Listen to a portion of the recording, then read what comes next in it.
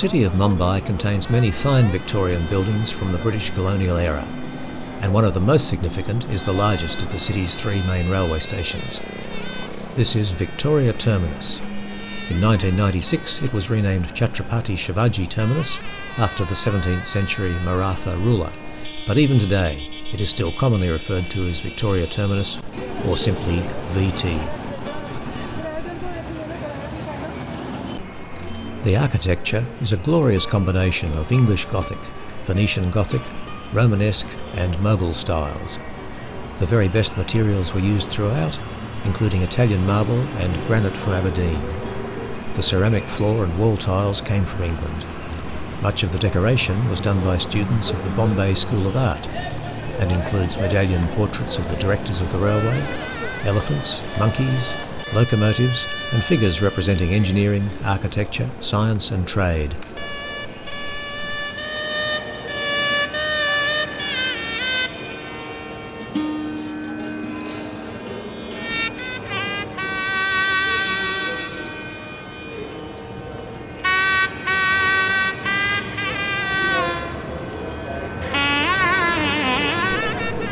The Great Indian Peninsular Railway built this magnificent station as its head office and terminus. The architect for the building was Frederick William Stevens, and it took 10 years to complete, being finally opened in 1888. The building cost £260,000, a quite considerable sum of money for that time.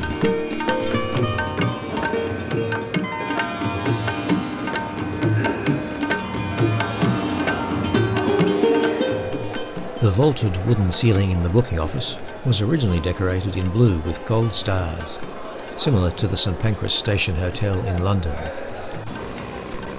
The dome over the main facade of the building is topped with a 4.5 metre high statue, which represents progress.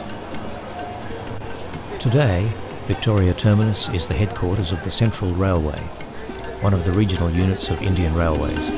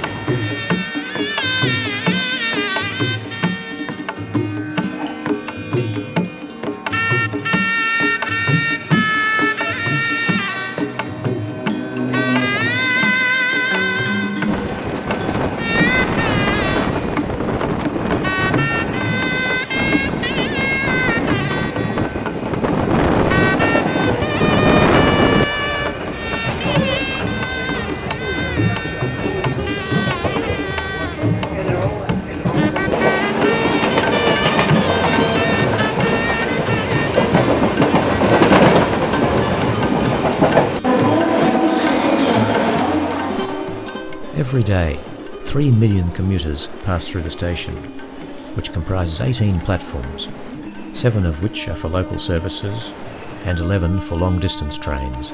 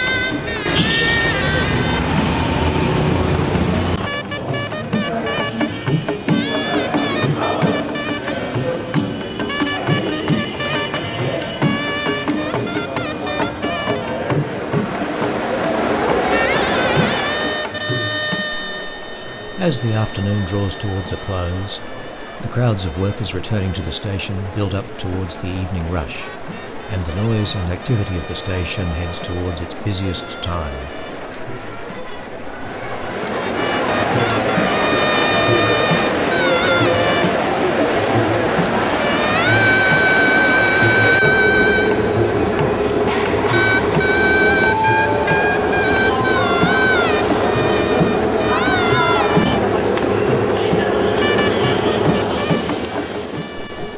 The train service from Victoria Terminus is intensive, with trains departing every few minutes, but nobody wants to miss their next train home.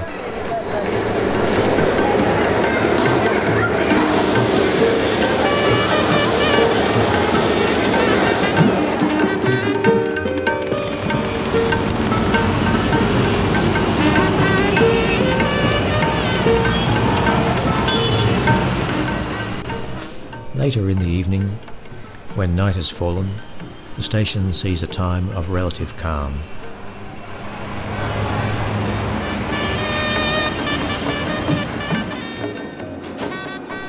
Trains are stabled in the now empty platforms in readiness for the early morning services on the following day.